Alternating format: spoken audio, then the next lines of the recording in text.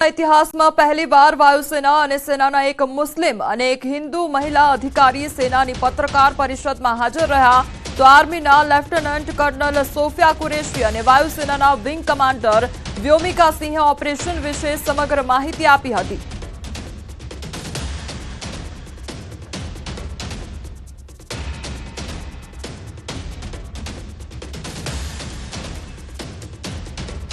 Operation सिंदूर 22 अप्रैल को पहलगाम में हुए विभत्स आतंकवादी हमले के शिकार मासूम नागरिकों व उनके परिवारों को न्याय देने के लिए लॉन्च किया गया था। इस कार्रवाई में 9 टेररिस्ट कैंप्स को टारगेट किया गया और पूरी तरह से इसे बर्बाद किया गया। પાકિસ્તાન દર વખતની જેમ ઓપરેશન પર ખોટા સવાલો ન ઉઠાવે તે માટે પુરાવા પણ આપી દેવામાં આવ્યા છે। એટલે આ વખતે પાકિસ્તાન એવું પણ નહીં કહી શકે કે મિસાઇલ મિસફાયર થઈ છે કે માત્ર વૃક્ષો નષ્ટ થયા છે। ભારતે પાકિસ્તાન અને પીઓકેમાં 25 મિનિટમાં આતંકીઓના 21 અડ્ડાઓને નષ્ટ કરી દીધા છે। Over the last 3 decades, Pakistan has systematically built terror infrastructure. It is a complex web of recruitment and indoctrination centers, training areas for initial and refresher courses, and launch pads for handlers. These camps are located both in Pakistan as well as Pakistan occupied Jammu and Kashmir areas. मरकज सुभान अल्लाह भावलपुर ये international boundary से 100 kilometre दूर है। जैश ए मोहम्मद का मुख्यालय था। यहाँ पर रिक्रूटमेंट, ट्रेनिंग व इंडॉक्ट्रिनेशन का केंद्र भी था। शीर्ष आतंकी अक्सर यहाँ आते थे। मैं आप सबको बताना चाहती हूँ कि किसी भी सैन्य ठिकाने का निशाना नहीं बनाया गया और अभी तक किसी तरह की नागरिक क्षति की रिपोर्ट नहीं है। धन्यवाद। जय हिंद। એક ગુજરાતી મહિલા સામેલ હતી અને ઓપરેશન સિંદૂરની વાત કરવામાં આવે તો ગુજરાતી મહિલા પણ સામેલ હતી અને ગુજરાતી મહિલાએ નારી શક્તિનો પરચો આપ્યો છે। કર્નલ સોફિયા કુરેશી ગુજરાતના રહેવાસી છે। ઓપરેશન સિંદૂર પાકિસ્તાનની ખુલ્લી પોલ છે ત્યારે કર્નલ સોફિયા કુરેશીએ પાકિસ્તાનની પોલ ખોલી દીધી છે। વિશ્વ સમક્ષ પાકિસ્તાનની પોલ ખોલનાર સોફિયા કુરેશી અને કર્નલ સોફિયા કુરેશી પણ ઓપરેશનમાં સામેલ હતા। તો મૂળ વડોદરાના રહેવાસી છે કર્નલ સોફિયા કુરેશી। 1981માં વડોદરામાં તેઓનો જન્મ થયો હતો। તો બાયોકેમિસ્ટ્રીમાં પોસ્ટ ગ્રેજ્યુએટ પણ તેમના દ્વારા કરવામાં આવ્યું છે। સોફિયા કુરેશીના દાદી પણ સેનામાં ફરજ બજાવી ચૂક્યા છે એટલે જોશ અને જુસ્સો તેમના દાદી તરફથી તેમના પરિવાર તરફથી પહેલેથી જ તેમને મળ્યો છે। સોફિયા કુરેશી મૂળ ગુજરાતી છે અને ગુજરાતની છે અને તેનો જન્મ 1981માં ગુજરાતના વડોદરામાં થયો હતો। તેણે બાયોકેમિસ્ટ્રીમાં પોસ્ટ ગ્રેજ્યુએટ કર્યું છે।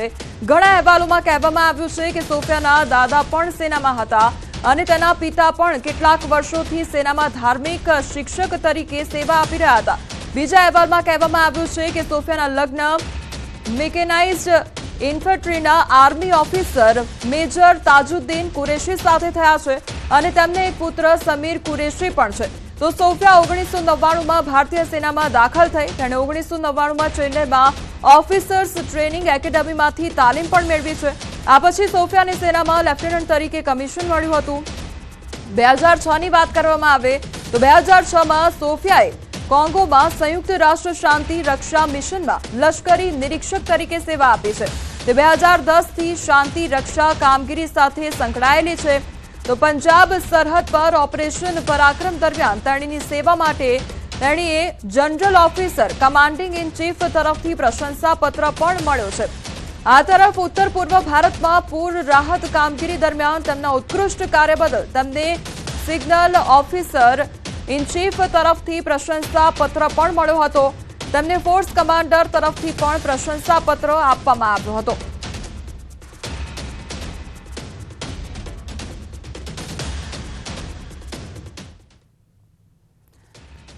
તો ઓપરેશન સિંદૂરમાં સામેલ ગુજરાતના મહિલા અધિકારી કર્નલ સોફિયા કુરેશીના ક્લાસમેટ સાથે ન્યૂઝ 18ની ખાસ વાતચીત કરવામાં આવી છે।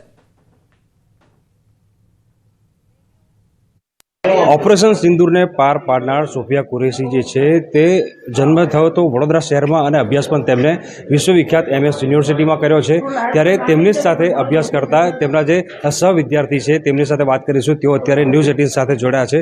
સર, શું કહેશો? સૌથી પહેલાં તો કેટલું પ્રાઉડ ફીલ કરો છો કે સાથે ભણનારી વિદ્યાર્થીની આજે દેશનું નામ રોશન કરી રહી છે અને પાકિસ્તાને જડબાતોબ જવાબ આપ્યો?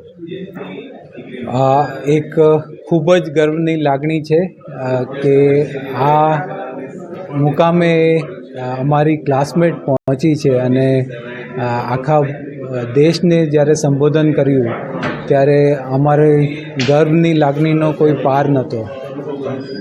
સર, એમના અભ્યાસની વાત કરીએ તો કઈ સાલમાં તમે સાથે ભણતા હતા અને ભણતા હતા એ સમયગાળો જે છે એ કયા પ્રકારનો હતો તમે જ્યારે સાથે ભણતા હતા?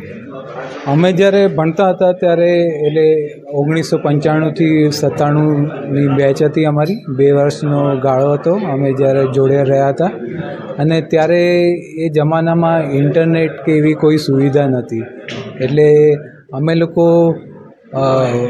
ચોપડીઓ એટલે બુક્સ જે અમારી ટેક્સ્ટ બુક હોય એના માટે લાઇબ્રેરીમાં અમે જઈને વાંચતા હતા અને ઘણીવાર એ બુક કોણ પહેલાં લઈ લે એના માટે અમારે વચ્ચે રસાકસી થતી હતી। હવે પાકિસ્તાનને તો બહુ એગ્રેસિવલી જવાબ આપ્યો જ છે, જ્યારે ભણતા હતા ત્યારે તેમનો નેચર કેવો હતો?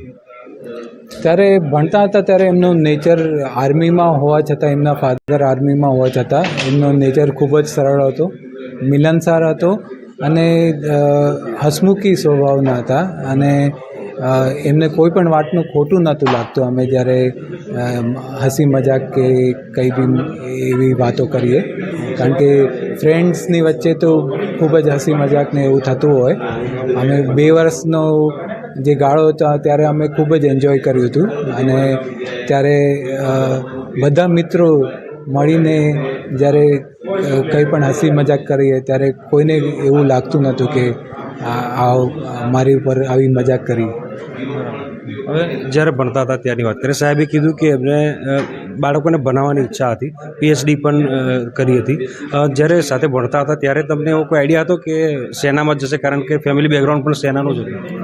અમે જ્યારે ભણતા હતા ત્યારે એને જોઈને એવું લાગતું જ નહોતું કે એ આર્મીમાં જશે, કારણ કે એનો રિસર્ચ પ્રત્યે એટલો બધો લગાવ હતો કે અમને હતું કે એ PhD કરશે જ, પણ અચાનક સંજોગો એવા ઊભા થયા કે એમને કંઈક પોસ્ટિંગ મળી હશે અને એમને એ તક ઝડપી લીધી અને પછી ત્યારથી એમને ઉત્તરોત્તર પ્રગતિ કર્યા જ કરી છે। એમના ફેમિલીનું કે બેકગ્રાઉન્ડ જાણો છો? માતા પિતાનો સ્વભાવ કેવો હતો કે કેવો પ્રકારનું વાતાવરણ હતું? કોઈ દિવસ એમના ઘરે તમે ગયા હોય કાં તો કોઈ પ્રસંગ હોય કે તમને આજે પણ યાદ હોય તમને?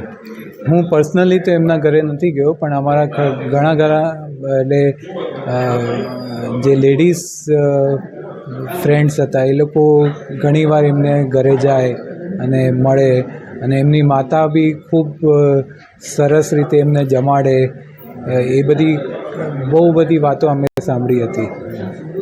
બિલકુલથી તો આ હતા ઓપરેશન સિંદૂરને પાર પાડનાર સોફિયા કુરેશીના જે ક્લાસમેટ છે, તેઓ તેમની સાથે ભણતા હતા। તેઓ કહી રહ્યા છે કે સોફિયાજીને જે શિક્ષિકા બનવાની ઈચ્છા હતી, પ્રોફેસર બનવાની ઈચ્છા હતી, તેઓ રિસર્ચમાં ખૂબ જ જે છે તે ધ્યાન આપતા હતા। તેમને ખ્યાલ નહોતો કે તેઓ ભવિષ્યમાં જે છે દેશની સેવા કરશે અને ડિફેન્સમાં જશે, ત્યારે આજે તેમણે જે ઓપરેશન સિંદૂર સફળતાપૂર્વક પાર પાડ્યું છે તેને લઈને તેઓ ગર્વ અનુભવી રહ્યા છે। હાર્દિક દીક્ષિત, ન્યૂઝ 18 ગુજરાતી, વડોદરા।